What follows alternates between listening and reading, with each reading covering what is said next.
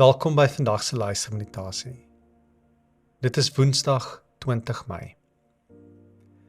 Vandag lees ons saam Romeine 8 vers 22 tot 27 en ons gaan dit lees uit die 2020 vertaling. Kom saam met my tuis in hierdie oomblik van lig en lewe. Let veral op jou asem. In en uit. Soms word ons asem gekenmerk met 'n sug. Ander keer soos asem vlak. Ons asem bring ook die woorde wat in ons mond vorm. Soms is daar die woorde van lof en dankbaarheid. En dikwels is dit woorde van klaag en lament. Hoor ons sug, o Heer. Hoor ons sug, o Heer. Draai, Heer, u oor na ons en gee ons rus, Heer. Hoor ons sug, o Heer. Hoor ons sug, o Heer. Draai, Heer, u oor na ons en gee ons rus, Heer. Amen. Romeine 8 vanaf vers 22. Ons weet immers dat die ganse skepping tot nou toe saam met ons sug, ja, in geboortepyne verkeer. En nie net die skepping nie, maar ook ons wat die Gees as God se eerste gawe ontvang het, sug innerlik, terwyl ons uitsien na ons aanneming tot kinders, die bevryding van ons liggame. Ons is immers verlos in hoop, maar die hoop wat gesien kan word, dit is nie regtig hoop nie. Want wie hoop nog op wat 'n mens reeds kan sien? Maar as ons hoop op dit wat ons nie kan sien nie, dan wag ons daarop met volharding. So kom die Gees ook in ons swakheid tot hulp. Want ons weet nie mooi waarvoor ons behoort te bid nie. Maar die Gees tree self vir ons in met versigtinge wat nie met woorde gesê kan word nie. Hy wat die harte deurgrond, weet wat die bedoeling van die Gees is, dat hy volgens die wil van God vir die heiliges intree.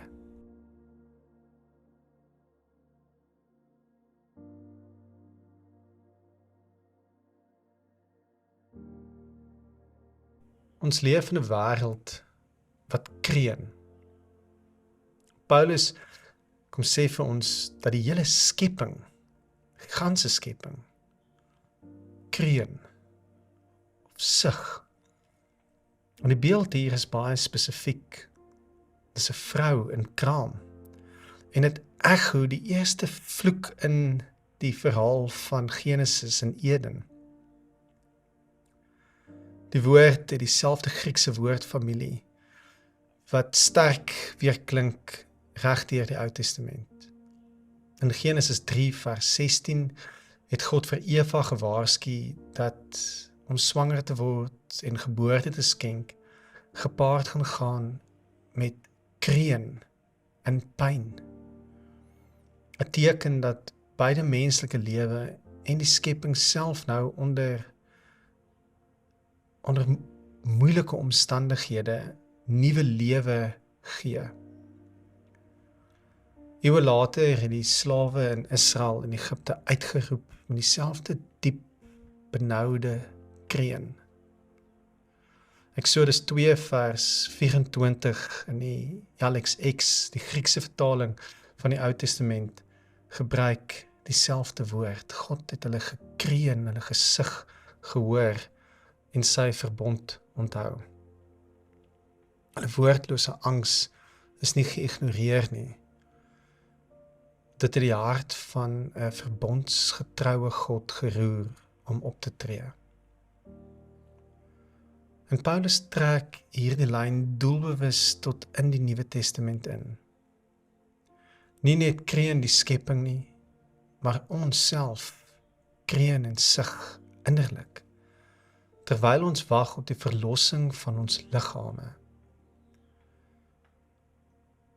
Soos die psalmdigter in Psalm 6 moeg is vir sy of haar eie gekreun, so voel ons die spanning van die reeds maar nog nie.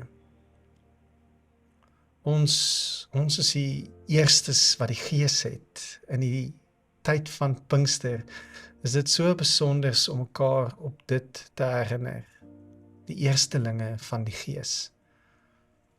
En tog leef ons in ons liggame wat breek en in 'n wêreld wat bloei.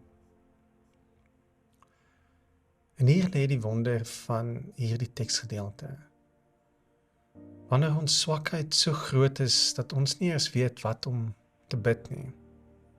Dat al wat by ons uitkom is 'n sug en 'n kreun, dan kom die Heilige Gees en kreun en sug saam met ons. En weer eens hier, word dieselfde wortel van die woord, dieselfde klank van druk en pyn gebruik om te verwoord hoe die Gees namens ons pleit. Pleit met versigtinge, wat nie met woorde gebid kan word nie.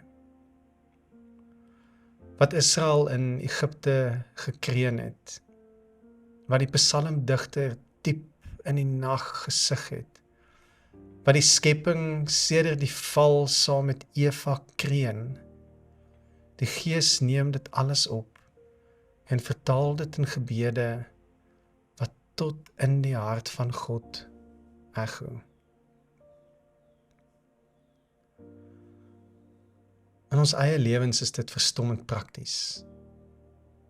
Wanneer angs jou woorde verstik, wanneer hartseer jou stom laat, wanneer die gebrokenheid van die wêreld, oorlog, siekte, persoonlike verlies, so swaar op jou druk dat jy net kan sug. Om dan te weet dat God se Gees reeds bid. En jou kreun en sug is nie 'n vermorsing van asem nie. Dit word opgeneem in die lewe van God self. Paulus kom bemoedig ons om te weet dat ons word nie alleen gelaat in ons kraampyne nie. God wat Israel se kreun in Egipte gehoor het, wat sy verbond onthou het, woon nou deur sy Gees in ons. Hy hoor, hy tree voor, hy verlos.